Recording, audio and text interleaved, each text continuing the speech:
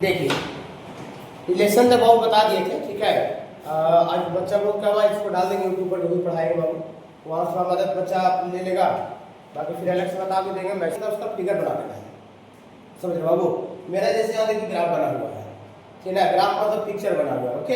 हाँ, तो सबसे पहले ग्राफ का कौन कौन सा चैप्टर में यूज है वो थोड़ा सा बात कर लेते हैं। अगर यूज नहीं बताएंगे कौन कौन सा चैप्टर में यूज है तो बच्चा को पढ़ने में मजा नहीं आएगा, सीखने में इंटरेस्ट नहीं लगेगा।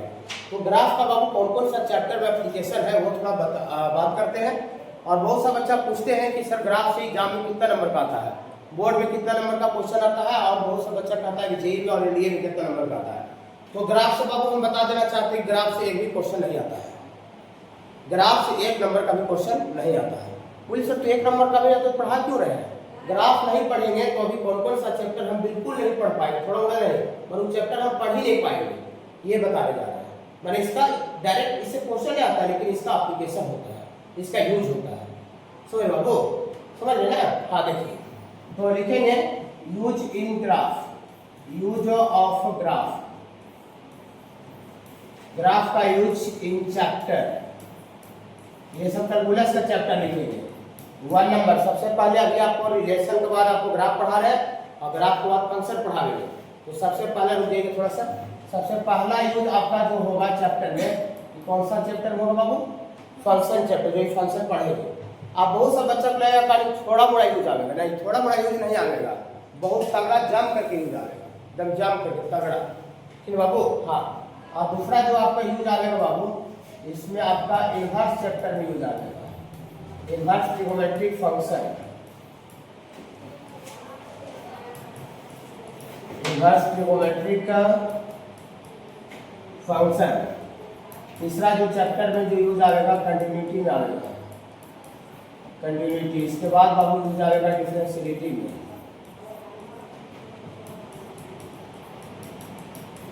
डिफरेंशियलिटी में। और इसके बाद बाबू यूज आएगा, इनवर्स हो गया, कंटिन्यूटी हो गया, डिफरेंशियलिटी हो गया। इसके बाद आपका यूज आएगा maxima and minima,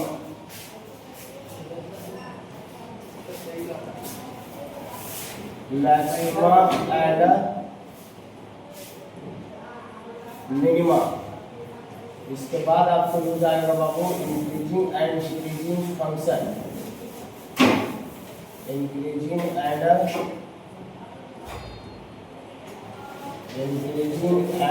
decreasing function. इसके बाद बाबू आपको आएगा,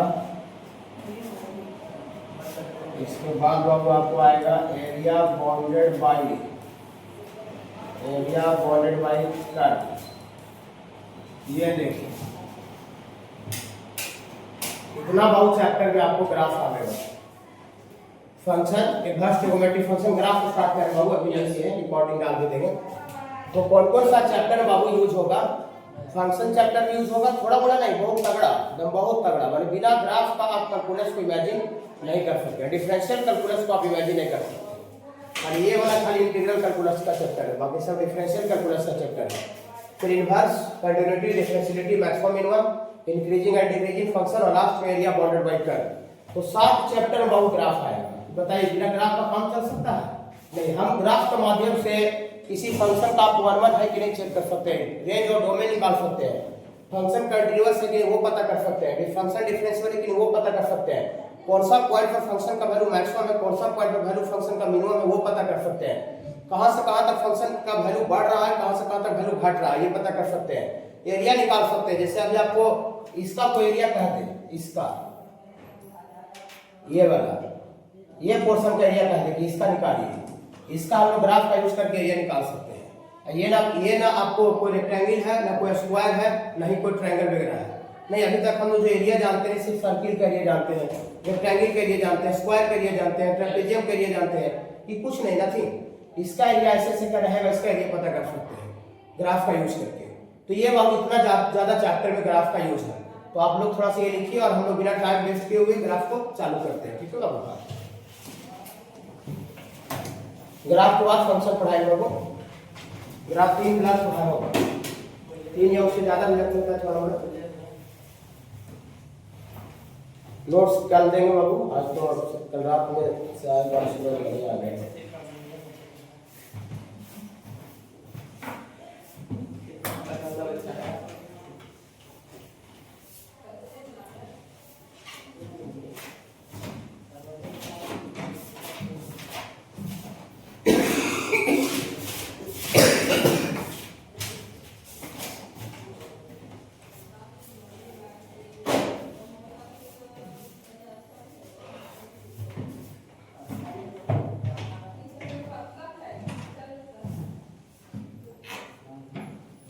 फंक्शन है। ओके बाबू, तो चलिए तो हम लोग ग्राफ स्टार्ट करते हैं। सबसे पहला जो हम स्टार्ट कर रहे हैं ग्राफ, इसका 1 नंबर है बाबू आपका ग्राफ ऑफ, घबराइएगा ना, ठीक है बाबू, ग्राफ ऑफ सिग्नम फंक्शन।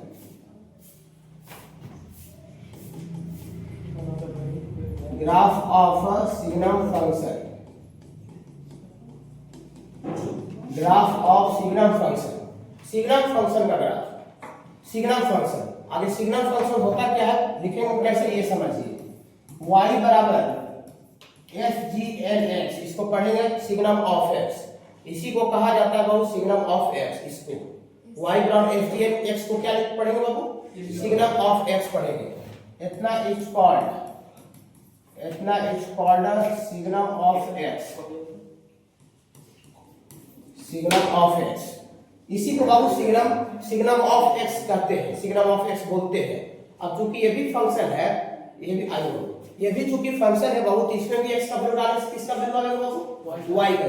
दुनिया का जो भी फंक्शन है, चाहे वो किसी भी तरह का फंक्शन हो, अब दुनिया में चाहे डॉक्टर आदमी हो, टीचर आदमी हो, इंजीनियर आदमी हो, सबका बाल ऊपर होता है, लाख होता है, होता है, वो सब होता है कि नहीं होता? नहीं, सब तो आदमी है। तो जितना भी दुनिया में जितना ही फंक्शन होता है, सब में हम एक्स का वैल्यू डालने से किसका वैल्यू आएगा, वाई का। लेकिन जितना भी सब फंक्शन है सबको डिफाइन किया गया है, माने क्यों ऐसा वैल्यू होता है वो नहीं बताया जाएगा। बोला गया है सिग्नम ऐसा फंक्शन है, मॉडुलस ऐसा फंक्शन है, ग्रेटेस्ट इंटीजर ऐसा फंक्शन है। तो सिग्नम वैसा फंक्शन है, सिग्नम वैसा फंक्शन है जिसमें हम x के जगह पर, ये वाला x के जगह पर कोई भी दुनिया का कोई भी पॉजिटिव नंबर डालें, दुनिया का कोई भी पॉजिटिव नंबर डालने से y का वैल्यू 1 आता है, y का वैल्यू 1 आता है। दुनिया का कोई भी पॉजिटिव नंबर डालने से वैल्यू 1 आता है।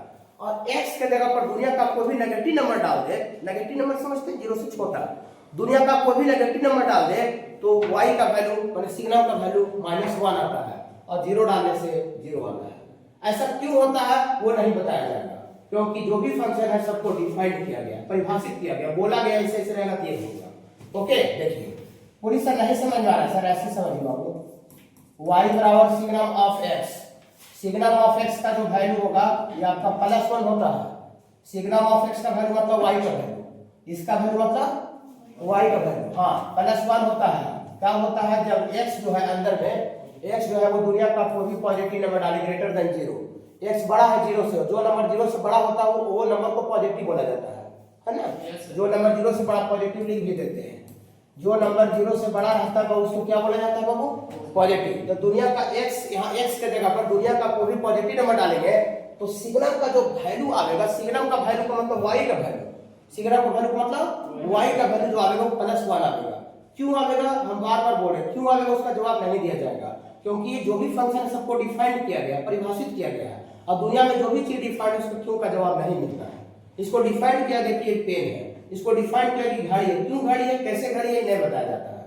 बोला जाता है खाली कि घड़ी, इसको घड़ी बोलते हैं, इसको एसी बोलते हैं, इसको पंखा बोलते हैं, डिफाइंड है। ओके हाँ, और सिग्नम का जो वैल्यू है, सिग्नम का वैल्यू तो y का जो वैल्यू है वो -1 आता है, -1 मेरा तब आता है बाबू ये इफ x यहाँ x के जगह पर छोटा रहे 0 से, और जो नंबर 0 से छोटा रहता है उस नंबर को नेगेटिव बोलते हैं, जो नंबर 0 से छोटा रहता है उस नंबर को नेगेटिव बोलते हैं।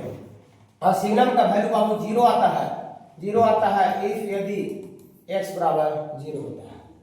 तीन ही तरह का तो दुनिया में नंबर होता है, तीन ही तरह का नंबर होता है, एक 0 न्यूट्रल होता है और 0 से आगे वाला पॉजिटिव कहलाता है, पॉजिटिव कहलाता है, और 0 से पीछे वाला नेगेटिव कहलाता है। दुनिया का कोई भी पॉजिटिव नंबर हम यहाँ x के जगह पर डालेंगे तो सिग्नम का वैल्यू 1 आएगा। दुनिया का कोई भी यहाँ नेगेटिव नंबर डालेंगे, दुनिया का कोई भी नेगेटिव एनी नेगेटिव नंबर तो सिग्नम का वैल्यू -1 आएगा, और 0 डाल दीजिएगा तो सिग्नम का वैल्यू 0 आ जाएगा। ये सिग्नम के बारे में फंक्शन में बहुत फंक्शन मिलेगा, कंटिन्यूटी, डिफरेंशिएटी, मान इसके बिना काम नहीं चल सकता है। आप चैट जीपीटी एआई से पूछ सकते हैं कि ये सब क्या है, ठीक है। सिग्नम के बारे में आप डिस्कस कर सकते हैं, सिग्नम फंक्शन का खासियत होता है, इसका कहाँ यूज है कैलकुलेशन मैथ में, ठीक है बाबू। हाँ देखिए, अब ये तो सिग्नम के बारे में समझ गए, अब इसका फिगर जानना है, इसका फिगर एंड आप इसका ग्राफ जान रहे हैं। देखिए ग्राफ ऑफ सिग्नम फंक्शन, घबराइए नहीं, ग्राफ ऑफ y बराबर सिग्नम ऑफ x, इसका ग्राफ। दुनिया का किसी भी फंक्शन का लोग ग्राफ बनाना है, दुनिया का कोई भी फंक्शन का, तो सबसे पहले हमको कोऑर्डिनेट सिस्टम बनाना पड़ता है। कोऑर्डिनेट सिस्टम, ये कोऑर्डिनेट सिस्टम होता है, कोऑर्डिनेट ज्योमेट्री बताए थे। वाई एक्सिस ऑरिजिन ये आपका x है और ये बाबू नेगेटिव x है और इधर बाबू आपका नेगेटिव y होता है, कोऑर्डिनेट सिस्टम। बोलिए सर ये क्यों बनाते हैं दुनिया का कोई फंक्शन ग्राफ बनाना? तो क्योंकि हम लोग कोई भी बाबू पॉइंट जो रहता है, सब जो जीरो कहाँ है, जीरो से बड़ा किधर है, जीरो से छोटा किधर है, या तो मान लो तो कोई पार्टिकुलर कोई पॉइंट है, तो यही फ्रेम के ही रिस्पेक्ट में लिया जाता है। तो जब तक हम ये फ्रेम नहीं बनाएंगे, जब तक हमको पता नहीं चलेगा कि कोई पॉइंट का एक्चुअल पोजीशन प्लेन में कहां पर है। नहीं, जैसे आपको 4,3 को पहले बनाओ, कहां पर है डिनोट करो, तो कोई यहाँ डिनोट कर दिया 4,3, कोई यहाँ पर 4,3 लिख दिया, यहाँ पर लिख दिया, यहाँ लिख दिया, यहाँ लिख दिया, यहाँ लिख दिया।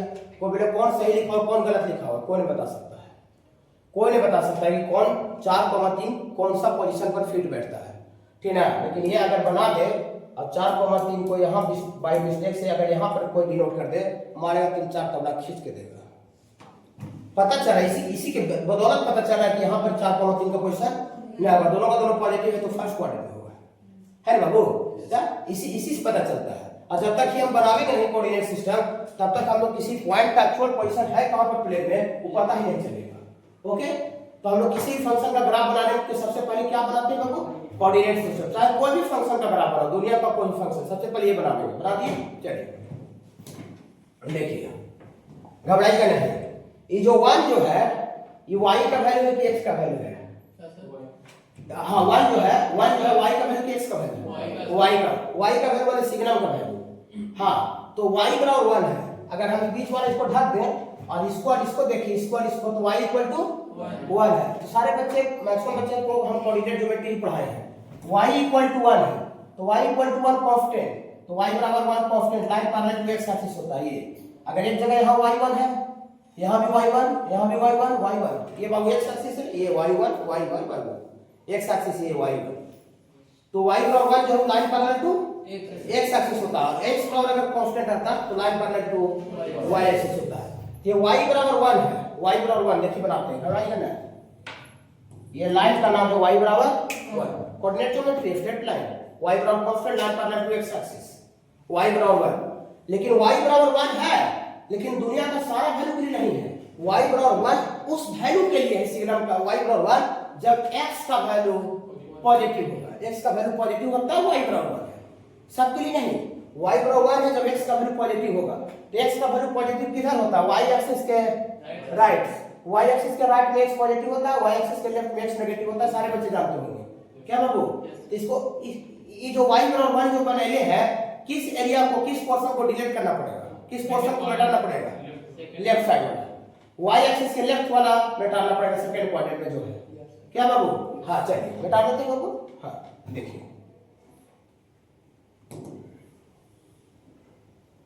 मिटा दिए बाबू, कहाँ मिटा दी समझ रहे ना? हाँ, y बराबर 1 है लेकिन x पॉजिटिव के लिए है, तो ये y एक्सिस पर जो पीला लाइन दिख रहा है वो भी हटेगा कि नहीं हटेगा? हटेगा। कहा यहाँ इक्वल टू 0 नहीं है, सिर्फ पॉजिटिव है, तो पॉजिटिव y एक्सिस को छोड़ करके आगे से होता है। y एक्सिस पर तो x का वैल्यू 0 होता है, y एक्सिस पर x का वैल्यू 0 होता है, x बराबर 0 नहीं दिया गया है, x 0 को छोड़ करके लिया गया है।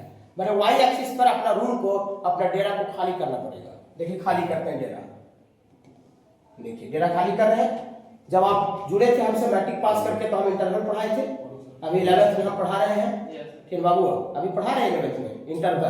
तो यहाँ पर बाबू हम अपना डेरा को खाली करने के लिए देखिए ओपन इंटरव्यू से पढ़ा हुआ है। हाँ, कुछ भी ऐसा बात आ गया जो कि नहीं पढ़ा, डायरेक्टली कंप्लेंट करना है। सर आपके साथ हम शुरू से जुड़ गए तो आधा बातें नहीं बताए हैं, पढ़ाते कैसे हैं? फिर बाबू ये ओपन इंटरव्यू, जो बच्चे नए जुड़े हैं, चाहे नहीं पढ़े होंगे, चाहे भूल गए होंगे, तो उनके लिए बता देते हैं। अगर ऐसे करके बाबू बोल देंगे, खाली छोड़ देते हैं, तो इसको बाबू हम लोग बोलते हैं ओपन इंटरव्यू। नए बच्चे के लिए जो डायरेक्टली 12th में जुड़े होंगे, शायद 11th में अच्छा गाइडलाइन नहीं मिला होगा, हो सकता है ऐसा। फिर बाबू हाँ ओपन इंटरवल, और ऐसे बोल देते हैं, अगर इसको पूरा भर देंगे बाबू, भर देंगे, ये बेसिक में पढ़ा होता है, बेसिक मैथ। तो ये बाबू आपका क्लोज इंटरवल इसको बोलते हैं। अब 11th वाला बैच में पढ़ाई हो रहा है, तो आपके बेसिक पढ़ना चाहते हैं तो पढ़ सकते हैं, कोई फी वगैरह कुछ नहीं लगेगा। हाँ, ओपन इंटरवल, ओपन इंटरवल का मतलब होता है नॉट इंक्लूडेड। ओपन इंटरवल का क्या मतलब होता है बाबू? ये थोड़ा शॉर्टली में नए बच्चे के लिए बोल रहे हैं, इसका मतलब होता है not included. Not included, not included मतलब वो वैल्यू शामिल नहीं है। और क्लोज इंटरवल का मतलब होता है इंक्लूडेड, इंक्लूड मतलब होता है शामिल होना, इन्वॉल्व होना, और नॉट इंक्लूड मतलब शामिल नहीं होना। तो यहाँ ओपन इंटरवल दिए, ओपन इंटरवल माने x बराबर 0 उसमें नहीं दिया गया, शामिल नहीं है, 0 को छोड़ करके आगे से है। अच्छा लग रहा है थोड़ा थोड़ा? ठीक है बाबू, y बराबर 1 x पॉजिटिव के लिए अच्छा लगा? चलिए y बराबर -1 x नेगेटिव के लिए, तो y बराबर -1 x एक्सिस के नीचे होगा बाबू, x एक्सिस के नीचे बनाते हैं बाबू। देखिए y बराबर -1,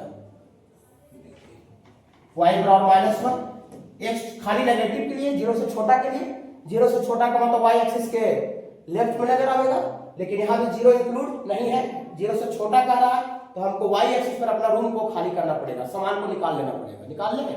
हाँ, कैलकुलस में बहुत बारीकी से पढ़ाई करना पड़ेगा, ऊपर कैलकुलस में पढ़ाई होगा। कोई बच्चा सोचेगा ना 4 फार्मूला याद कर ले, कैलकुलस को पढ़ ले, दैट नहीं पॉसिबल है। ये देखिए डेरा खाली कर दिए, ओके। फार्मूला इसमें है ये नहीं, खाली इंटीग्रेशन फार्मूला, डिफरेंशिएशन फार्मूला, बस। फंक्शन में भी फार्मूला नहीं बताएंगे। देखिए, और ये x बराबर 0 पर y का वैल्यू भी 0 है। x बराबर 0 पर y बराबर 0 ऑरिजिन पर होता है।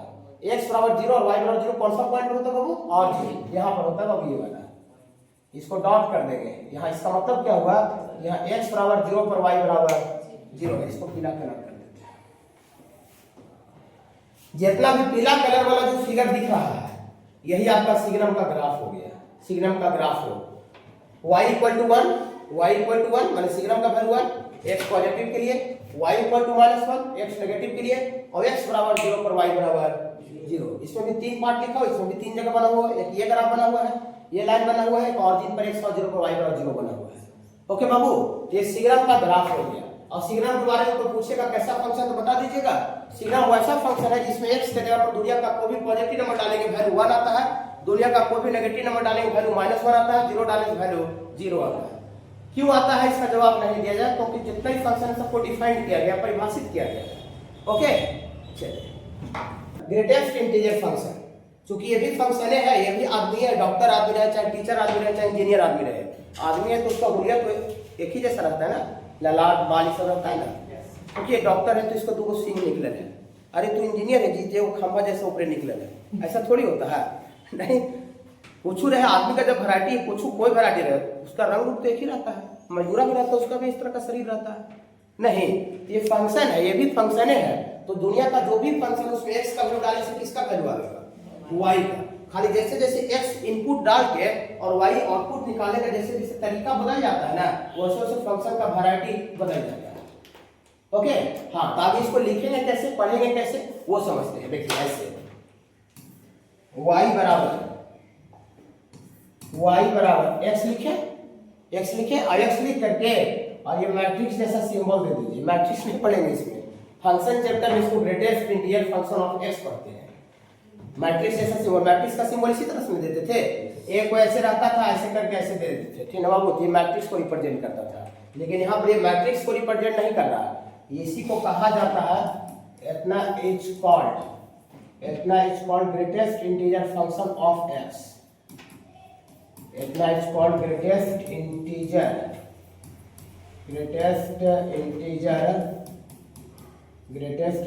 Function of x। इसी को कहा जाता है greatest integer function of x का ग्रेटेस्ट इंटीजर फंक्शन। ओके, ठीक है बाबू। अब चूंकि ये भी फंक्शन है तो इसमें भी x का वैल्यू डालने से y का वैल्यू आएगा, नो डाउट, एक पैसा का शक नहीं है। लेकिन इसमें x का वैल्यू कैसे डाले से y का वैल्यू कैसे आता है वो सुनिए। ग्रेटेस्ट इंटीजर फंक्शन वैसा फंक्शन है जिसमें हम, ग्रेटेस्ट इंटीजर का मतलब होता है ठीक जस्ट बिफोर इंटीजर, ठीक उसके अपने पीछे का इंटीजर। पूर्ण इंटीजर समझते हैं बाबू, जैसे 4, 3, 2, 1, 10, 20, 50, 100, ये सब इंटीजर है, पूरी डिजिट, पूरी कंप्लीट डिजिट को इंटीजर बोलते हैं, जिसका बट्टा में 1 रहे। जैसे 10 लिखा हुआ था, 10 का बट्टा में कुछ नहीं तो कितना 1 है, ठीक है। 4/3 ये इंटीजर नहीं, ये फ्रैक्शन हो गया जो p/q रूप में रहता है। ओके, फ्रैक्शन इंटीजर माने पूरी डिजिट होता है, पूरी अंक होता है। ओके, देखिए जैसे आपको सपोज करते हैं y बराबर, ये आपका 4.4 का ग्रेटेस्ट इंटीजर आ गया, 4.4। तो किसी भी नंबर का ग्रेटेस्ट इंटीजर का मतलब क्या होता है कि उसके जस्ट बिफोर इंटीजर क्या है, जस्ट उसके पीछे वाला पूर्णांक क्या है। तो 4.4 का ग्रेटेस्ट इंटीजर पूछ रहा है, इसका मतलब क्या हुआ कि 4.4 के ठीक पीछे का पूर्णांक कौन है, ठीक पीछे जस्ट बिफोर इंटीजर कौन है। इसको नंबर लाइन पर ड्रॉ करते हैं सबसे पहले थोड़ा सा। यहाँ पर 4 होगा नंबर लाइन पर, यहाँ पर सपोज करते हैं 5 है, यहाँ 4 है, वहां पर क्या होगा 5। तो 4.4 कहाँ रहा होगा, थोड़ा सा अनुमान लगा के बताइए। 4.4 यहाँ रहा होगा अंदाज से, थोड़ा बहुत आगे पीछे मुझे कोई दिक्कत नहीं है, लेकिन 4 और 5 के बीच में रहेगा 4.4। क्या मैंने बीच का मतलब पूरा नहीं, मैंने उसी एरिया में रहेगा, ठीक है। तो यहाँ पर सपोज करते हैं बाबू 4.4 है, यहाँ पर 4.4 है। तो 4.4 का ग्रेटेस्ट इंटीजर का मतलब 4.4 के जस्ट बिफोर इंटीजर, जस्ट ठीक पीछे का पूर्णांक। तो 4.4 के ठीक जस्ट पीछे का पूर्णांक कौन है, 4.3 है। नहीं, 4.3 पूर्णांक इंटीजर थोड़ी है, वो तो डेसिमल नंबर है। डेसिमल नंबर को हम लोग इंटीजर नहीं बोलते हैं, ओके। हाँ, ये 4.4 के जस्ट बिफोर पूर्णांक कौन है बाबू, 4। तो 4.4 का ग्रेटेस्ट इंटीजर बाबू 4 हो गया। 4 और 5 के बीच में कोई भी नंबर रहेगा, 4.9 भी रहेगा बाबू, 5 के जस्ट पीछे भी 4.9 का भी ग्रेटेस्ट इंटीजर रहेगा। तो 4.9 के ठीक पीछे वाला पूर्णांक, तो ठीक पीछे वाला पूर्णांक बाद में नहीं देखना है, बाद का मतलब राइट होता है नंबर लाइन पर, बाद नहीं जाना है, पीछे आना है। पीछे का मतलब लेफ्ट होता है, बाद का मतलब राइट होता है, तो राइट नहीं जाना है, पीछे आना है, पीछे। तो 4.9 का ठीक पीछे वाला पूर्णांक कौन है बाबू, 4 है। तो 4.9 का भी ग्रेटेस्ट इंटीजर 4 होगा। मतलब 4 और 5 के बीच में कोई भी नंबर लेंगे तो उसका जो ग्रेटेस्ट इंटीजर आएगा वो 4 आएगा। बोलिए सर, अगर अंदर में हम अगर इंटीजर खुद डाल दें तब क्या होगा सर, 4 का कोई ग्रेटेस्ट इंटीजर कर दे तो क्या होगा सर, 4 खुद इंटीजर है। जब 4 ग्रेटेस्ट इंटीजर के अंदर में अगर खुद इंटीजर नंबर डाल दीजिएगा, पूर्णांक डाल दीजिएगा, तो ठीक उसके पीछे का पूर्णांक नहीं देखना है। अगर इंटीजर डाल दीजिएगा तो उसका वैल्यू हूबहू वही हो जाता है। डेसिमल नंबर रहेगा ना, डेसिमल नंबर, तब उसके पीछे का इंटीजर आना है, जस्ट बिफोर इंटीजर आना है। लेकिन अगर ये 4 खुद अगर इंटीजर है तो 4 का ग्रेटेस्ट इंटीजर 4 होगा, ओके। हाँ, 4 का ग्रेटेस्ट है, मतलब कोई भी अंदर में इंटीजर नंबर डाल दीजिएगा तो उसका ग्रेटेस्ट इंटीजर बाबू वही हो जाता है। और जैसे हमको थोड़ा सा और एग्जांपल बताइए, -3.6 का ग्रेटेस्ट कितना होगा, 2 -2 सर। -2 एक बच्चा बोलेगा, और कोई बच्चा बोलिए, एक बच्चा -2 बोलिए। नहीं सर, -3 होगा सर, -3 होगा सर। एक बच्चा -3 बोलिए। आप बोलिए बाबू पीयूष, आप बोलिए बाबू आयुष, -4 बोलिए। आप बोलिए बाबू आयुष -3, ठीक है। आप लोग बोलिएगा -3 बोलिएगा, आप भी -3 बोलिएगा। -4 कौन बोले थे, अच्छा देखिए अभी, हाँ -4 वाला सही है, जस्ट बिफोर इंटीजर लेना, बिफोर का मतलब लेफ्ट होता है, हाँ बाद में नहीं जाना, बाद का मतलब राइट होता है। देखिए इसको नंबर लाइन पर ड्रॉ कीजिए, नंबर लाइन का जानकारी है ना, यहाँ -4 है और यहाँ पर -3 होता है, -3 के पीछे -4 होता है। तो -3.6 कहाँ रहा होगा, -3.6 इधर रहा होगा बाबू, अरे -3.6 यहाँ पर रहा होगा, -3.6 और -3.6 का ग्रेटेस्ट इंटीजर है। तो ग्रेटेस्ट इंटीजर का मतलब ठीक अपने पीछे का पूर्णांक, तो पीछे का मतलब बार बार बोल रहे लेफ्ट होता है, बाद का मतलब राइट होता है। तो बाद में राइट नहीं जाना है, पीछे मतलब लेफ्ट आना है, लेफ्ट आना है। तो ठीक इसके पीछे वाला इंटीजर कौन है बाबू, -4। -3 तो उसके बाद है, आगे का है, आगे नहीं जाना, पीछे वाला लिखना, पीछे पीछे आगे समझते हैं ना, नंबर लाइन पे इधर आते हैं तो पीछे जा रहे हैं, पीछे जा रहे हैं, ठीक है। पीछे मतलब वैल्यू कम रहा है, वैल्यू कम था मतलब पीछे जा रहे हैं, फिर वैसे आगे ऐसा इधर जा रहे हैं, आगे जा रहे हैं, इसका मतलब वैल्यू आप आगे जा रहे हैं, बढ़ रहा है, ठीक है। हाँ देखिए, घबराइएगा नहीं। तो -3.6 का ग्रेटेस्ट कितना होगा, -4। एक पैसा को डाउट है नहीं है, तो -3.6 का ग्रेटेस्ट इंटीजर बाबू -4। चलिए, तो ग्रेटेस्ट इंटीजर क्या है बाबू, तो बताए, अंदर में खुद इंटीजर रहेगा तो वैल्यू वही हो जाएगा, और कोई भी अगर डेसिमल नंबर रहेगा तो ठीक उसके पीछे का इंटीजर हो जाएगा, ठीक है बाबू, ठीक है। हम लोग यहाँ ग्राफ पढ़ने आए हैं, ग्राफ मतलब पिक्चर, इसका पिक्चर कैसा होता है वो देखिए। इसका पूरा होल कैलकुलस के लिए पढ़ा रहे हैं, खाली फंक्शन के लिए नहीं, यही दिमाग में बिठाइएगा, पूरा होल कैलकुलस। ये सब किसी बच्चा छूट जाएगा तो आगे कैलकुलस पढ़ ही नहीं पाएगा। देखिए, ग्राफ ऑफ y बराबर ग्रेटेस्ट इंडेक्स, इसका बाबू ग्राफ फिगर, ओके। देखिए, इसका ग्राफ हम बच्चा जैसा बनाते हैं, बच्चा जैसा, जैसा आप जब 10th क्लास में पढ़ते थे और ऐसा ग्राफ रहता था इसका लीनियर का, तो बच्चा नहीं करते थे ऐसे, बच्चा ऐसे ऐसे करते थे, बक्सा बनाते थे, यहाँ x का कोई वैल्यू डालते थे अपना मन से छोटा छोटा, y निकालते थे, डालते थे y निकालते थे, ऐसे करते थे और फिर पॉइंट को लेकर के मिला देते थे तो फिगर उसका पिक्चर दिखता था। यही कंसेप्ट हम यहाँ फॉलो करते हैं। इसमें भी हम लोग x का कुछ वैल्यू लेते हैं अपना मन से और y का वैल्यू निकालते हैं। x का वैल्यू डाल करके y का वैल्यू निकालते हैं, छोटा छोटा वैल्यू, स्मॉलेस्ट वैल्यू। ओके बाबू, बच्चा अलग कंसेप्ट लगा रहे हैं, देखिए बच्चा अलग कंसेप्ट लगाइएगा ना। आप डाउन हो, टीचर से अलग से मिलिए, कंप्लेन कीजिए, पूछिए, बार बार पूछिए, लेकिन बैच में ज्यादा बताना नहीं है, थोड़ा 19-20 होने पर। सब बच्चा का माइंड अलग है, लेक्चर एक दबा रहा है, लेक्चर तो कॉमन दबा रहा है ना, लेक्चर कॉमन दबा, लेकिन सब बच्चा जो बैठे हुए हैं सबका माइंड अलग अलग है।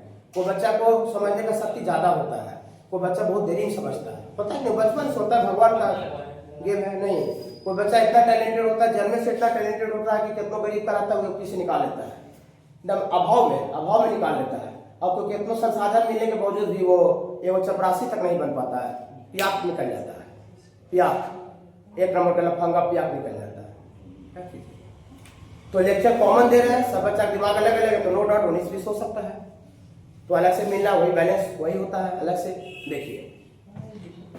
देखिए घबराइएगा नहीं, हम लोग बाबू x का वैल्यू सबसे पहले कुछ छोटा छोटा स्मॉलेस्ट वैल्यू लेते हैं। ठीक बाबू, x का वैल्यू लेते हैं x से छोटा और 0 से बड़ा है बराबर। बोलिए अरे यार ये कुछ पागल वाला वैल्यू लिए यार, ऐसे इंटरवल में लिए हैं आप, इंटरवल में क्यों लिए हैं आप? हम तो बच्चा में पढ़ते थे तो x का वैल्यू 2 लेते थे, पूरा पूरी 3 लेते थे, 4 लेते थे, पागल बनाने वाला पैसे लिए हैं। ठीक है, आओ देखिए कहाँ लिए हैं। देखिए ऐसा हम इसलिए लिए हैं क्योंकि यहाँ 0 और 1, x का वैल्यू यहाँ 0 और 1 के बीच में ये एरिया में कुछ भी रहेगा तो इसका ग्रेटेस्ट इंटीजर सेम 0 आ गया। और हम एक ही दो इंटरवल कहीं बीच में, दो इंटीजर के बीच में क्यों इंटरवल लिए है? अगर कोई कहा देखिए जी मेरा वैल्यू 0 से लेकर 3 के बीच में है, x का वैल्यू ग्रेटेस्ट इंटीजर बताइए, तो अपना बता पाइए। कोई कहे x का वैल्यू 0 से 3 के बीच में है और उसका ग्रेटेस्ट इंटीजर का वैल्यू कितना होगा, तो अपना बता पाइएगा। पूछिएगा उससे, पूछिएगा जी 0 से 3 के बीच में तुम पार्टिकुलर बताओ कि 0 से 1 के बीच में है कि 1 और 2 के बीच में कि 2 और 3 के बीच में है। वो कहेगा कि देखो 0 से 1 के बीच में दो पार्टिकुलर इंटीजर का नाम लेगा, 0 से 1 कंसेक्यूटिव इंटीजर, 0 और 1 लगातार पूर्णांक, तो 0 और 1 के बीच में कहेगा तब उसका ग्रेटेस्ट इंटीजर आप 0 बोलिएगा, 1 और 2 के बीच में कहेगा तब उसका 1 बोलिएगा क्या, और 2 और 3 के बीच में कहेगा तब उसका 2 बोलिएगा। मैंने दो कंसेक्यूटिव इंटीजर के बीच में वैल्यू को आइडेंटिफाई करना पड़ेगा। 10-11 के बीच में कोई वैल्यू, उसका ग्रेटेस्ट 10 होगा। 12-13 के बीच में है 12 होगा, 13 छोड़ा करके 12 मिला करके। 0 से 1 के बीच में 1 छोटा रहना चाहिए, कहा 1 रहेगा तो उसका ग्रेटेस्ट इंटीजर 1 ही आ जाएगा, तो 1 छोड़ा करके और 0 को मिला करके लोवेस्ट वाला को मिला हुआ रहना चाहिए। 0 का भी ग्रेटेस्ट इंटीजर 0 होगा और 0 से 1 के बीच में 1 छोड़ करके भी कोई नंबर रहेगा तो उसका ग्रेटेस्ट इंटीजर 0 होगा। तो इस एरिया का कोई भी वैल्यू के लिए ग्रेटेस्ट इंटीजर सेम आ रहा है, इसीलिए हम x का जो वैल्यू कोई पार्टिकुलर को a को नहीं लेकर के हम दो कंसेक्यूटिव इंटीजर के बीच में बात कर रहे हैं। ओके, समझ पा रहे हैं सर बच्चे? इसमें 0 इंक्लूड है और 1 इंक्लूड नहीं, 1 इंक्लूड अगर कर दीजिएगा तो मामला गड़बड़ा जाएगा, फिर उसका ग्रेटेस्ट इंटीजर 0 नहीं हो पाएगा, 1 हो जाएगा। समझ रहे बाबू? समझ रहे सारे बच्चे? चलिए बोलिए सर तो 0 और 1 के बीच में कहा नहीं, 10 और 11 के बीच में कहा नहीं। देखिए आप जैसे ग्राफ कुछ पूछिए, जो मन करता है जो पूछिए, जो इच्छा किया खाली पूछ देंगे, जो इच्छा किया पूछ देंगे। ओके, देखिए हम लोग जब कोऑर्डिनेट सिस्टम बनाते हैं तो मेरा शुरुआत कहाँ से होता है? 0 से शुरुआत होता है, इसीलिए हम अपना नंबर जो रखना चालू किए 0 से शुरुआत, ना ग्राफ सुटेबल दिखेगा, समझे? तब आदमी को है तो आदमी का शुरुआत पैर से होता है, ताकि पैर से आगे नीचे से ऊपर तक आ जाएगा। अब एक बार 10-11 बीच में फिगर दिखेगा 12 तरह, लेकिन वो फिगर उत्पटाव दिखेगा, अटपटा दिखेगा, अधूरा टाइप का लगेगा। ओके, इसीलिए हम शुरुआत कहाँ से किए हैं? कोऑर्डिनेट सिस्टम में 0 से चालू किए हैं। ओके बाबू, चलिए 0 से 1 घबराइएगा नहीं, 0 से 1 के बीच में लेंगे तो y बराबर ग्रेटेस्ट इंटीजर x का वैल्यू कितना है बाबू? x का वैल्यू 0 से 1 के बीच में लेंगे तो 0 आएगा। तो 0 जो आया वो x का वैल्यू आया कि y का वैल्यू आया? y का वैल्यू x के इस वैल्यू के लिए, x के 0 से 1 वैल्यू के लिए y बराबर 0 आया। अच्छा लगा? बच्चा वाला कंसेप्ट लगा रहे हैं, समझे? हाँ देखिए अब खाली एक पॉइंट से उसका फिगर पता नहीं चलेगा।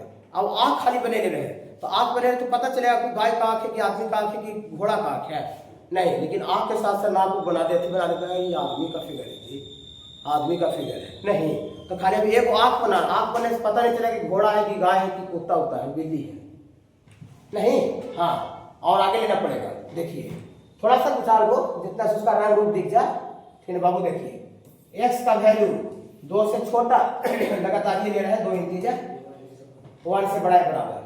छोटा वाला पीछे वाला काहे इंक्लूड करें, समझे ना। 1 और 2 के बीच में रहेगा तो उसका ग्रेटेस्ट इंटीजर 1 आ जाएगा। ओके चलिए यहाँ पर y बराबर ग्रेटेस्ट इंटीजर का वैल्यू कितना आएगा सर, 1 आएगा। अच्छा लग रहा होगा, कोई दिक्कत हो रहा बाबू नहीं। और कोई x का वैल्यू बोलिए सर, 3 से छोटा और 2 से बड़ा बराबर, बड़ा बराबर 2 इंक्लूड है, 3 इंक्लूड नहीं है। y बराबर ग्रेटेस्ट वैल्यू 2 आ गया।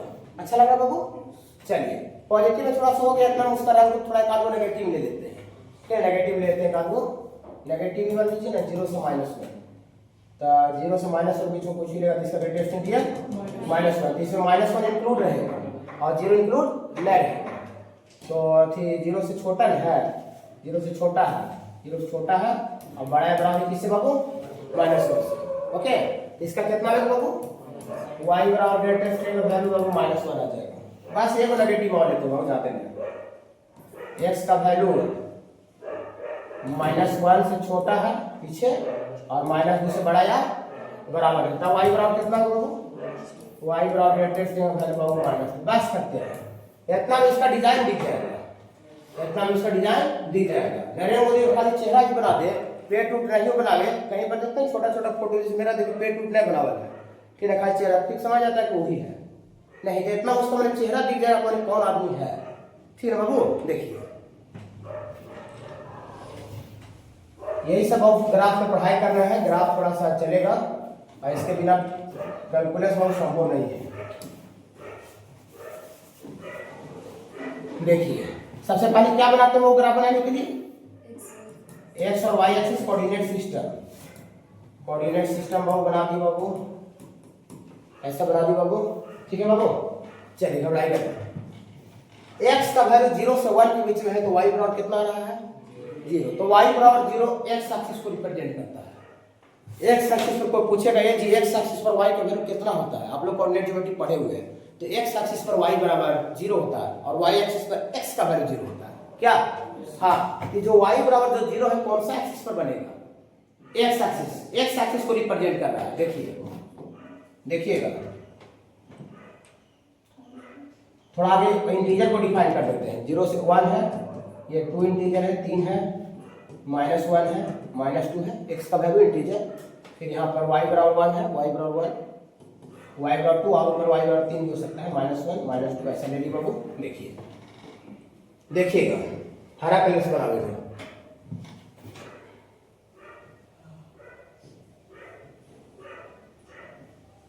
घबराइएगा ना, पूरा समझा रहे हैं।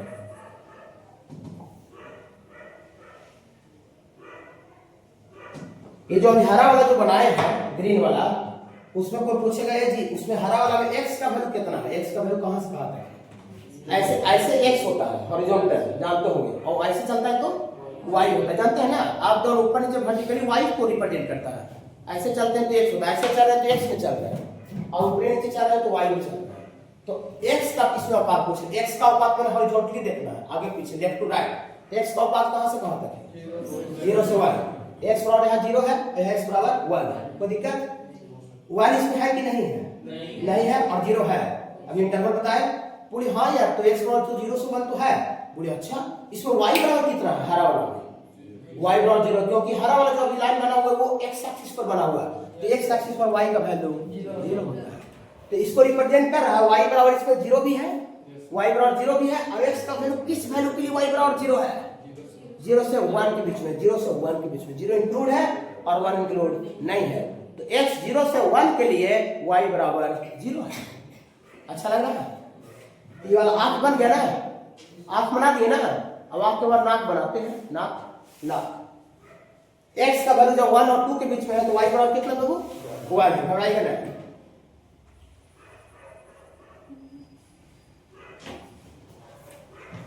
ये वाला जो अगला हरा वाला बनाए हैं, इसमें कोई पूछेगा जी एक्स का औकात बताओ, एक्स का बोल, एक्स का जी तो एक्स बराबर यहाँ तो 1 है जी, और एक्स बराबर 1 से लेकर कहाँ तक जा रहा है जी, ऐसे एक्स ऐसे चलते हैं हॉरिजॉन्टल आगे पीछे, और वाई का बात होगा ना तो अप डाउन देखते हैं बस। यहाँ एक्स बराबर देखिए 1 है, एक्स बराबर, और ये आगे तक जा रहा है तो एक्स का वैल्यू कहाँ तक जा रहा है, 2 तक। 2 इसमें नहीं है, 2 इसमें नहीं है, अब एक्स बराबर 1 इसमें है तो एक्स का वैल्यू 1 से लेकर 2 तक है, लेकिन इसमें बोलते थे एक्स का वैल्यू 1 से 2 है, लेकिन इसमें वाई बराबर कितना है, वाई बड़ी देखिए यहाँ पर वाई बराबर कितना रिप्रेजेंट कर रहा है 1, यहाँ वाई 1 है, इसी लाइन इसी सीध में यही बनाया गया है, यहाँ वाई 1 है तो यहाँ भी वाला वाई का वैल्यू कितना ही वाला Y 1 line parallel to X axis, Y बराबर constant line parallel to X axis, ये line parallel to X axis नजर आ रहा है जो कि वाई बराबर कांस्टेंट को रिप्रेजेंट कर रहा है। तो ये हरा वाला में y का वैल्यू पूरा 1 है, और x का वैल्यू कहां से कहां तक के लिए, x का वैल्यू 1 से लेके, तो आंख को रिप्रेजेंट कर रहा है, आपको x का वैल्यू 1 से 2 के लिए y बराबर 1 है, समझ रहे ना। इसका होलिया आ रहा है, सीधा नरेंद्र मोदी का होलिया आ रहा है कि नरेंद्र मोदी फिगर दिखेगा कैसा। अब आप कंसेप्ट को पकड़ लिए होंगे। अब x का वैल्यू कहां से कहां तक है अगला 2 से 3, लेकिन 2 से 3 के लिए y बराबर कितना रहा 2, तो y बराबर 2 ऊपर नहीं बाबू, ये y बराबर 2 है तो इस चीज में बनेगा y बराबर 2 बनेगा, लेकिन x के किस वैल्यू के लिए 2 से 3 के लिए, तो x का वैल्यू 2 यहाँ है और 3 यहाँ है, देखिएगा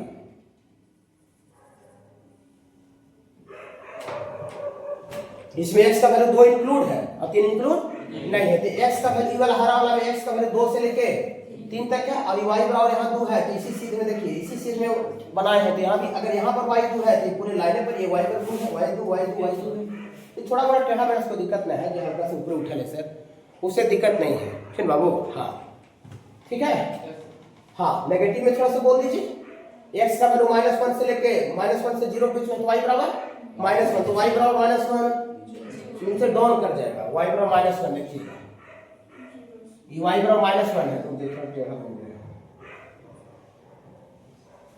ये y बराबर बाबू -1 है, कहां से कहां तक है, y बराबर -1 है, y बराबर -1 x के किस वैल्यू के लिए -1 से 0 इसमें इंक्लूड नहीं है, तो 0 इंक्लूड नहीं है, तो 0 पर हम लोग को डेरा को x बराबर 0 पर डेरा खाली क्या करना पड़ेगा, x बराबर 0 पर डेरा को खाली करना पड़ेगा, x बराबर 0 का मतलब y एक्सिस पर से डेरा को अपना रूट को समान को निकालना पड़ेगा, और -1 इसमें है तो -1 है, तो -1 पर समान अपना भर देंगे, देखिए ये समान अपना भर दिए, इसमें x का जो वैल्यू है -1 से लेके 0 से लेके -1 है, और y बराबर -1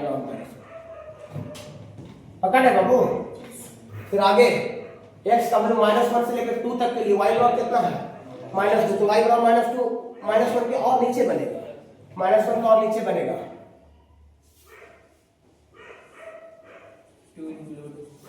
इसमें -2 इंक्लूड है और -1 इंक्लूड नहीं, ऐसे भी देखिए यहाँ समान भरे हैं ना, समान भरे तो उसके नीचे वाला समान क्या रहेगा खाली, ऊपर एक ही समान थे, वो भी पॉइंट होता है, वो नंबर लाइन पर एक ही होता है, जो ऊपर इंक्लूड हो गया तो नीचे भी कैसे आएगा, दो पॉइंट कैसे आ जाएगा मुझे, ठीक है। देखिए ये वाला भरा है तो इसके नीचे खाली है, ये वाला यहाँ भरा है तो उसके नीचे खाली है, यहाँ भरा है तो उसके नीचे खाली है, हमारे तो मेरे पास एक ही पेन है, और यहाँ रख दी, यहाँ रख दो जगह खाली हो जाएगा कि नहीं हो जाएगा, एक ही वो पेन है, ठीक है, वहां रख देंगे, ये वाला जगह खाली हो जाएगा, सोचने की बात है, ओके।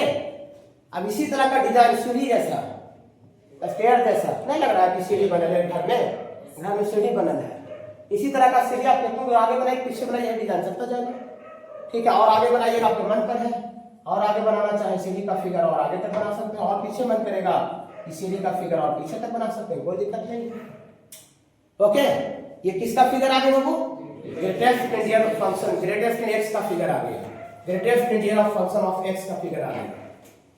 इसी के बेस पर हम लोग कंटिन्यूटी भी निकालेंगे, डिफरेंशिएबिलिटी निकालेंगे, मैक्सिमम इनवर्स सब चेक करेंगे, ठीक है, बहुत ज्यादा इंपॉर्टेंट है सर, जो भी डाउट होता है सीधे एआई से बात करना, पूछना कि सर क्या पढ़ा रहे हैं सर,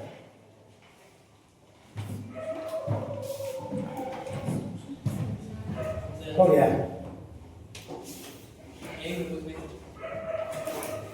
कितना क्लास में हुआ 7:30 था, इसको लिखनी क्या है,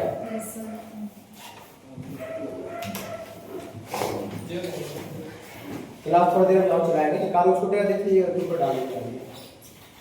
बहुत ही सीधा वीडियो कितना तक आधा घंटा हाँ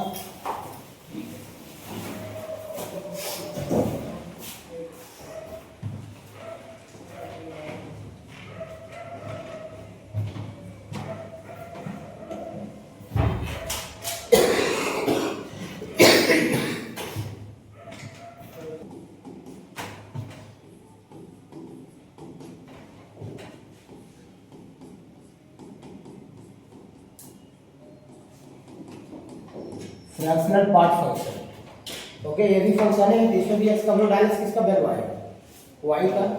अगर फ्रैक्शनल पार्ट फंक्शन लिखेंगे कैसे, ऐसे वाई बराबर एक्स लिखेंगे और एक्स लिख करके इस तरह का जो कर्ली ब्रैकेट पड़ता है बाबू, इस तरह का कर्ली ब्रैकेट पड़ता है ना, ये वाला सिंबल दे देंगे, ठीक है, ये वाला। तो इसी को आप पढ़ेंगे, इतना is called fractional part function of x, x का फ्रैक्शनल पार्ट है, ठीक है ना। इतना इज कॉल्ड फ्रैक्शनल पार्ट, इतना is called fractional part function of x. इसी को हम कहते हैं फ्रैक्शनल एक्स का फ्रैक्शनल पार्ट, इतना is called fractional part function of x, मतलब एक्स का फ्रैक्शनल पार्ट। जैसे मान लीजिए 4 लिखकर को ऐसे कर दिए, इसका मतलब हो गया 4 का फ्रैक्शनल पार्ट। एक्स कैसे कर दी, इसका मतलब एक्स का फ्रैक्शनल पार्ट, इसको पढ़ेंगे, ठीक है। वो 4.2 कैसे कर दी, इसका मतलब 4.2 का फ्रैक्शनल पार्ट। बोले ठीक है सर, इसको तो फ्रैक्शनल पार्ट को तो हम पढ़ तो लेंगे, लेकिन इसमें सर एक्स का वैल्यू डालने से वाई का वैल्यू कैसे निकलता है सर? नहीं, ये भी चूंकि फंक्शन है तो इसमें भी एक्स का वैल्यू डालने से आप किसका वैल्यू आएगा? वाई का। जो भी फंक्शन उसमें एक्स इनपुट के तौर पर डालिएगा, आउटपुट के रूप में वाई आएगा। ओके, चलिए देखिए, अभी बाबू हम आपको 4.4 का ग्रेटेस्ट इंटीजर बताए थे। ग्रेटेस्ट इंटीजर में पूर्णांक वैल्यू होता था, इसका वैल्यू इंटीजर होता था। तो 4.4 का ग्रेटेस्ट कितना बताया था? 4। और अभी देखिए हम 4.4 का फ्रैक्शनल पार्ट हम जान रहे हैं, फ्रैक्शनल पार्ट। तो 4.4 का फ्रैक्शनल पार्ट का मतलब हुआ कि इंटीजर वाला हिस्सा छोड़ करके, पूर्णांक वाला हिस्सा छोड़ कर उसका डेसिमल वाला पार्ट कितना है, उसका डेसिमल वाला पार्ट कितना है। तो 4.4 को कोई बच्चा 4.4 को कोई बच्चा 4 प्लस 0.4 लिख सकता है, 4.4 को लिख सकता है ना। तो 4 जो है वो इंटीग्रल पार्ट है, इंटीग्रल पार्ट नहीं पढ़ रहे थे, इंटीजर पार्ट है, पूर्णांक वाला पार्ट है, पूर्णांक समझते हैं ना, इंटीजर। और ये जो 0.4 है वही आपका डेसिमल वाला पार्ट है, फ्रैक्शन भिन्न। 0.4 में 4/10 लिख सकते हैं, तो भिन्न आ जाएगा फ्रैक्शन। फिर बहुत इसका फ्रैक्शनल पार्ट का मतलब इसका डेसिमल वाला पार्ट कितना है। तो 4.4 में डेसिमल वाला पार्ट कितना है, फ्रैक्शनल पार्ट भी 0.4। तो 4.4 का फ्रैक्शनल पार्ट होगा वो 0.4। ओके, हाँ। और जैसे आपको ऐसे कोई कह दिया कि y बराबर 4 का फ्रैक्शनल पार्ट बताइए, 4 का फ्रैक्शनल पार्ट बता सकते हैं? 4 का फ्रैक्शनल पार्ट कितना होगा यूज?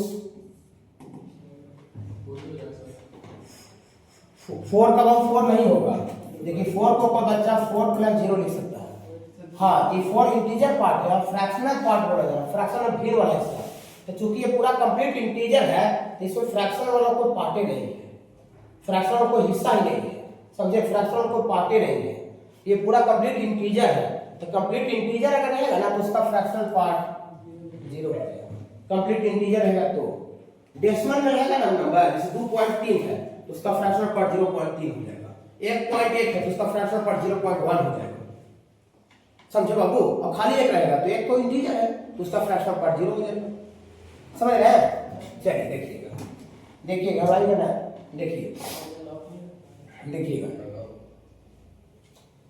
देखिए बात लिखेंगे। सपोज करते हैं बाबू लेट x के जगह पर बाबू हम मानते हैं 4.4 को क्या मानते हैं बाबू? x। 4.4 को हम x मान रहे हैं, मतलब x बोल रहे हैं x। तो देयरफॉर x का ग्रेटेस्ट इंटीजर कितना है? x का ग्रेटेस्ट इंटीजर का मतलब 4.4 का ग्रेटेस्ट हम पढ़ाए थे 4 आएगा। हाँ, और x का फ्रैक्शनल पार्ट कितना आएगा? x का फ्रैक्शनल पार्ट मैंने सॉरी x का फ्रैक्शनल पार्ट का मतलब 4.4 का फ्रैक्शनल पार्ट, ये आएगा 0.4 आएगा। अगर x को अगर हम 4.4 माने हैं तो x का ग्रेटेस्ट इंटीजर 4 आएगा अब x का फ्रैक्शनल पार्ट 0.4 आवेगा आवेगा। अब हम देख सकते हैं नाउ घबराइएगा ना, 4.4 को कोई बच्चा 4 प्लस 0.4 लिख सकता है? 4.4 को कोई बच्चा 4 प्लस 0.4 लिख सकता है? लिख सकता है। अब 4.4 को ही क्या बोले थे? x, वही 4.4 जो है ये x के जगह पर है, x के जगह पर। अब 4 क्या है? 4 जो है वो x का ग्रेटेस्ट इंटीजर है ना, x का 4.4 का ग्रेटेस्ट है 4, तो 4 के जगह पर हम x का ग्रेटेस्ट लिख सकते हैं, x का ग्रेटेस्ट इंटीजर। और 0.4 के जगह पर क्या लिख सकते हैं? 0.4 क्या है? x का फ्रैक्शनल पार्ट, x का फ्रैक्शनल पार्ट है। ये कहां से आया समझ में आया? माने x को हम लोग कोई नंबर x के लिए x बराबर greatest integer x plus fractional part of x लिख सकते हैं। ये 4.4 है, इसका वैल्यू 4 आवेगा, इसका वैल्यू 0.4 आवेगा, तो 4 में 0.4 जुटेगा तो अगेन 4.4 के बराबर हो जाएगा। ओके बाबू? Yes sir. ओके हो रहा है।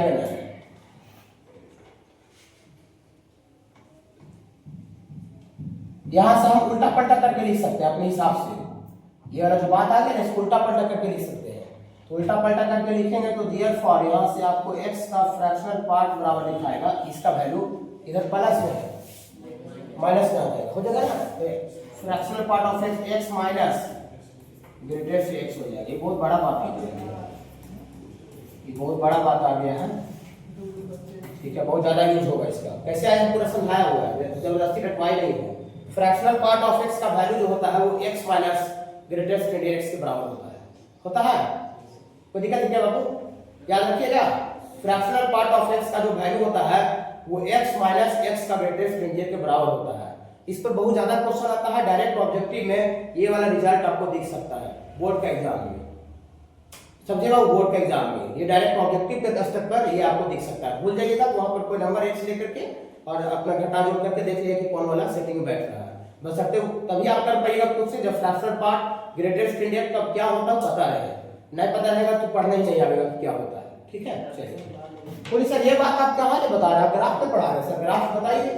हाँ तो ग्राफ तो बता ही रहे, लेकिन अगर फंक्शन के बारे में समझाना जरूरी था ना, तभी ग्राफ बनेगा। देखिए अब हम लोग ग्राफ इसका फिगर बना रहे हैं, देखिएगा y बराबर फ्रैक्शनल पार्ट ऑफ x है।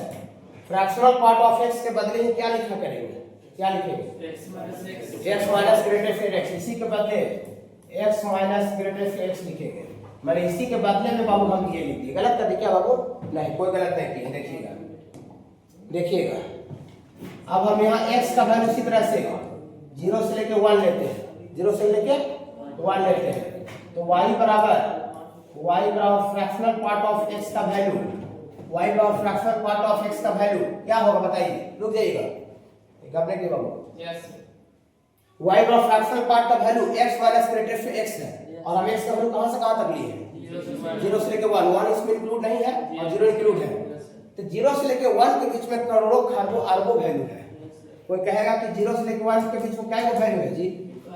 खरबों इनफाइनाइट वैल्यू है। 0.1 0.001 0.002 0.0003 0 बोलने में पाना है, मर जाएंगे तो खत्म नहीं होगा। कितना वैल्यू है समझे? माने हम अब करोड़ों खरबों वैल्यू है, करोड़ों खरबों वैल्यू है, हम x का वैल्यू थोड़ी लिख पाएंगे, नहीं, करोड़ों खरबों वैल्यू है, x का वैल्यू हम लिख नहीं पाएंगे। तो इसका वैल्यू हम लिखने में कैपेबल नहीं, क्योंकि x 0 से 1 करोड़ों खरबों वैल्यू है। हाँ करोड़ों खरबों वैल्यू को हम नहीं लिख पाएंगे तो x का x लिखते हैं, लिखने में नहीं पा लेगा तो क्या करेंगे? जो है वही लिख देंगे, उसका वैल्यू लिखा भी नहीं करेगा। और 0 से 1 जब रहेगा तो इसका वैल्यू कितना आएगा? 0 आएगा। तो ये आपको ये कैसे आया समझ बाबू? मैंने x जब 0 से 1 रहेगा तो फ्रैक्शनल पार्ट का वैल्यू 0 आ जाएगा, y बराबर x आ जाएगा, ठीक है। थोड़ा ही गलत बोलिए सर, इसमें भी आप इंटरवल के बीच में क्यों ले रहे हैं वैल्यू? सर जो मन करता है जो पूछिए, नहीं पूछते हैं तो पूछने का हैबिट डालना है। फिर बाबू आपको धीरे धीरे आप पुराना हो गए ना बाबू, धीरे धीरे आप पुराना हो गए, टीचर को जान समझ गए हैं, ठीक है। देखिए इंटरवल में यहाँ भी क्यों ले रहे हैं? क्योंकि इसका वैल्यू हम इसके बराबर लिख दिए। अब इसमें भी चूंकि ग्रेटेस्ट इंटीजर आ गया, तो ग्रेटेस्ट इंटीजर का जो वैल्यू होता है दो कंजुगेटिव इंटीजर के बीच में ही डिसाइड होता है। तो यहाँ भी फ्रैक्शन का भी ग्राफ बनाने में हम लोग दो कंजुगेटिव इंटीजर के बीच में x का वैल्यू ले रहे हैं, ओके, ठीक है बाबू। देखिए x का वैल्यू 2 से छोटा है और 1 के बराबर लेते हैं, यहाँ से y बराबर फ्रैक्शनल पार्ट ऑफ x का value, fractional part of x का वैल्यू, x का वैल्यू आइडेंटिफाई नहीं कर सकते हैं, का x करोड़ों खरबों अरबों वैल्यू है 0 1 और 2 के बीच में, तो x का x लिखेंगे, लेकिन जब 1 और 2 के बीच में लेंगे तो इसका वैल्यू 1 आ जाएगा, x माइनस 1। मजा आ रहा होगा, मजा आ रहा है, ठीक है। देखिए ये सब जिज्ञासा बताते हैं, समझ में आता है, ठीक है। तो एनालिसिस में जाते क्या करते हैं, देखो फ्रैक्शनल पार्ट है, ग्रेटेस्ट इंडिया ग्रेटेस्ट का ग्राफ ये होता है, ठीक है, याद रखिएगा। ओके, आपको काम लगा 20 मिनट, उसको लगा 2 मिनट, यही जिज्ञासा और बूस्टर संकल्प में अंतर है। वो उसको एक्सप्लेन करेंगे, समझ में नहीं आएगा, दम लड़का भोथिया जाता है कि इतना 11 का पूरा साफ, तो कहाँ समझ में आएगा न सर बाबू, दिमाग भी उतने कमजोर और मेहनत भी उतने, ठीक है। देखिए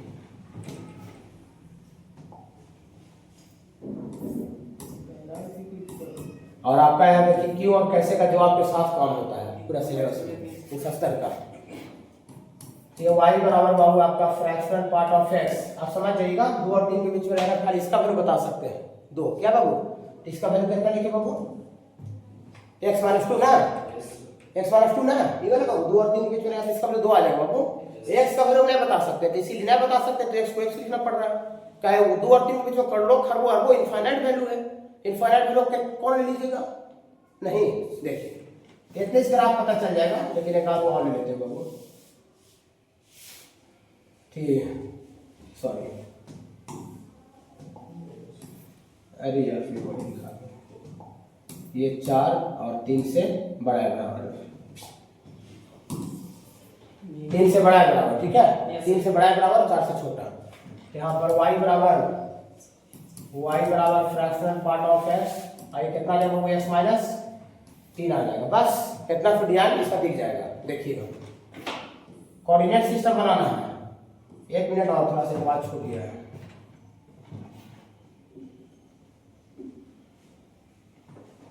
आप थोड़ा सा बताइए कि किसी भी नंबर का फ्रैक्शनल पार्ट 1 से बड़ा हो सकता है कि नहीं, किसी भी नंबर का फ्रैक्शनल पार्ट 1 से बड़ा हो सकता है नहीं, जैसे 5.5 है तो 5.5 का फ्रैक्शनल पार्ट 0.5 खाली 5 रहेगा तो उसका 0 हो जाएगा, 1 भी कभी नहीं हो सकता है, बोलना सरकार ने ऐसे रहे सर 5 + 3.2 रहे सर, तो 5 प्लस खाली फ्रैक्शनल पार्ट हो जाना ना, ये 5 + 3.2 रहेगा तो 3 जो है ना इधर घसा के उधर जुड़ जाएगा, 5 और 3 8.2 हो जाएगा, और 8.2 हो जाएगा उसका अगेन फ्रैक्शनल पार्ट 0.2 हो जाएगा, समझ रहे हो। तो किसी भी नंबर का फ्रैक्शनल पार्ट जो होता है वो 0 और 1 के ही बीच में लाया करता है, 1 भी नहीं होता, 0 हो सकता है जब इंटीजर रहेगा तो, क्या, तो वो बात थोड़ा सा लिख देते हैं। ग्राफ पूरा जान में पढ़ाएगा बाबू सना, ये फ्रैक्शनल पार्ट का जो वैल्यू होता है बाबू, ये आपका 1 से छोटा होता है और 0 से बड़ा है बराबर होता है, ये भी माइंड में रखिएगा, याद करने वाला पॉइंट है। फिर बाबू फ्रैक्शनल पार्ट का वैल्यू 0 से 1 के बीच होता है, फ्रैक्शनल पार्ट को ही y बोला जाता है, मतलब y का वैल्यू 0 से 1 के बीच होता है। तो हम लोग इसका ग्राफ बनाने के लिए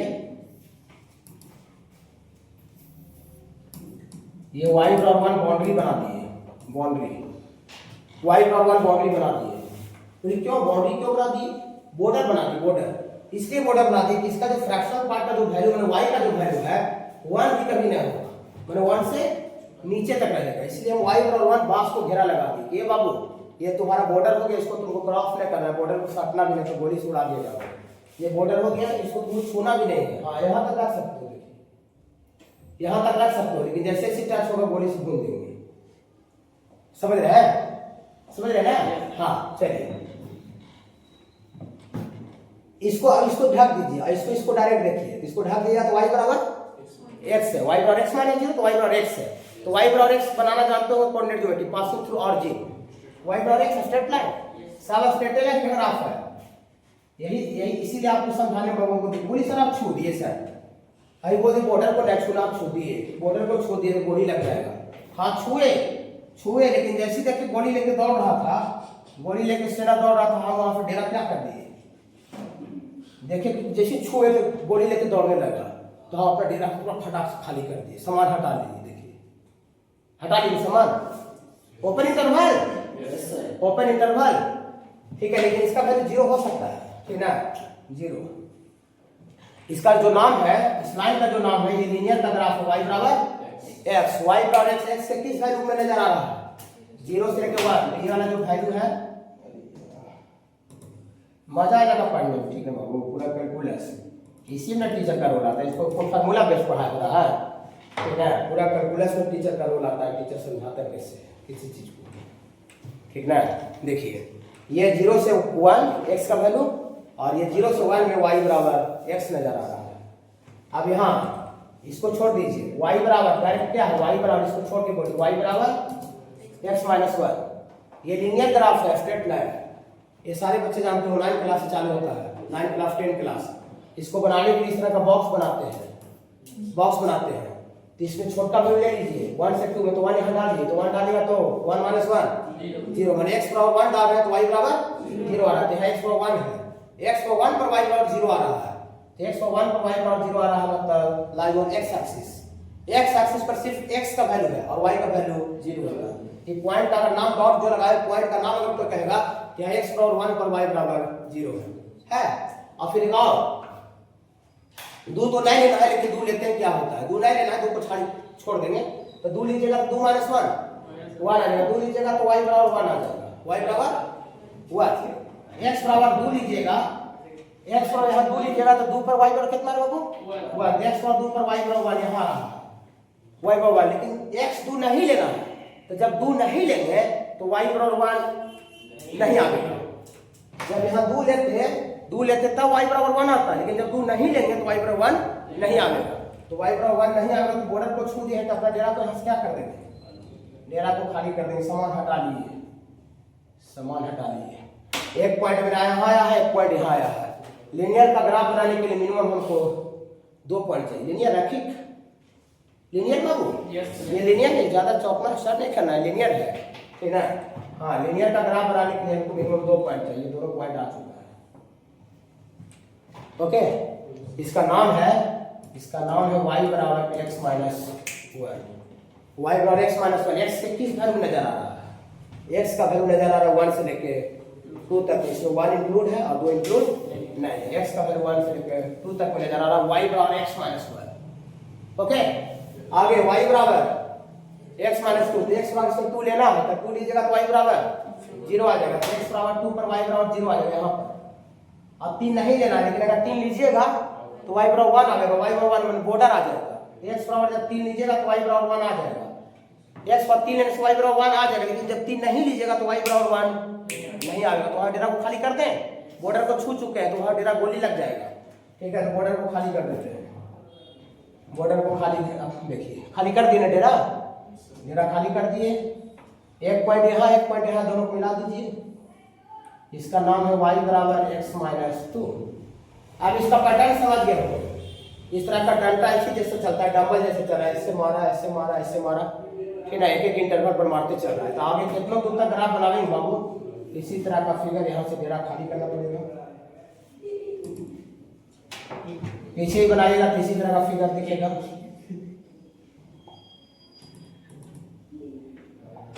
यहाँ -1 है, समझा दिए बाबू, ठीक है। इसी तरह का फिगर बाबू बनते चल जाएगा। देखिए खत्म नहीं हुआ है, ये पीरियोडिक ग्राफ होता है। पीरियड एक फंक्शन पढ़ाई, ठीक है। पीरियड उसको बोलते हैं जो कि मिनिमम खास इंटरवल पर अपना फिगर को क्या कर लेता है, रिपीट कर लेता है। पीरियड जैसे आप स्कूल में पढ़ रहे होंगे तो फर्स्ट पीरियड हिंदी है, सेकेंड पीरियड मैथ है, ऐसा पढ़े होंगे ना, तो उसको टाइम इंटरवल को पीरियड क्यों बोलते हैं, पता है कि 40 मिनट का एक पीरियड है, तो 40 मिनट बाद फिर एक बेल बजेगा, टीचर चेंज, सब्जेक्ट चेंज होगा, फिर 40 मिनट फिर बेल बजेगा, ठीक है। फिर टीचर, माने 40 मिनट उस काम को क्या किया जा रहा है, बेल बजाने का सिलसिला, टीचर चेंज करने का सिलसिला, सब्जेक्ट चेंज करने का सिलसिला रिपीट किया जा रहा है। इसीलिए उस टाइम इंटरवल को पीरियड बोलते हैं, first period, second period, third period. Okay, तो यहाँ देखिए पीरियोडिक ग्राफ है ये 0 से 1 आया, 0 से 1 ये वही मारा डंटा मारा ऐसे करके, फिर 1 के बाद फिर 1 से लेकर 2, फिर एक इंटरवल है, फिर एक डंटा, देखिए एक डंटा के बाद फिर से दोबारा डंटा मारा, फिर एक इंटरवल हो गया, फिर दोबारा मारा, फिर एक इंटरवल चौथा मारा। आगे हम कितनों तो बनाए थे, एक गैपिंग पर इसी तरह का डंटा लगते चल जाएगा। ये पीरियोडिक ग्राफ है, इसका जो पीरियड है वो 1 है। कितना इंटरवल पर रिपीट कर रहा है, एक इंटरवल, जितना इंटरवल बाद फंक्शन फिगर को रिपीट करता है दैट इज कॉल्ड पीरियड। ये पीरियोडिक ये पीरियोडिक ग्राफ है, ये पीरियोडिक ग्राफ है और इसका जो पीरियड है वो 1 है। तो लिखते हैं पीरियड ऑफ y बराबर fractional part of x equal to 1। ये ऑब्जेक्टिव क्वेश्चन आपको आ सकता है, ऑब्जेक्टिव। आप भी कॉपी में लिखते जाइएगा, इसमें नॉर्मली नहीं लिखिएगा। फ्रैक्शनल पार्ट का पीरियड जो होता है 1 होता है। ओके, ये ग्राफ है फ्रैक्शनल पार्ट ऑफ x का। और फ्रैक्शनल पार्ट फंक्शन समझ में आया क्या होता है? चलिए हाँ, y बराबर 1 बॉर्डर क्यों नहीं बाबू? क्योंकि इसका जो वैल्यू होता है ये 0 से लेकर 1 तक होता है, लेकिन 1 नहीं होता है। तो 1 नहीं होता है, तो 1 नहीं होता है तो 1 पर हम दीवार खींच दी और हम बोल देंगे तुमको दीवार की तरह पीछे रहना है। फिर बाबू दीवार को क्रॉस नहीं करना। काहे क्रॉस करना है? क्योंकि फ्रैक्शनल पार्ट का जो औकात है, ये औकात है 1 भी कभी नहीं हो सकता। 1 से ज्यादा तो कभी कोई नहीं सकता है और 1 भी नहीं हो सकता है। ओके बाबू, मान लीजिए मेरा जमीन है तो मेरा जमीन यहाँ तक है, तो मेरा मैक्सिमम औकात यहीं तक है। हम जमीन की क्रॉस करके घर बनाना, मैं तुरंत लाठी लेके निकल जाएगा। अरे कैसी चढ़ गई? यस समझे?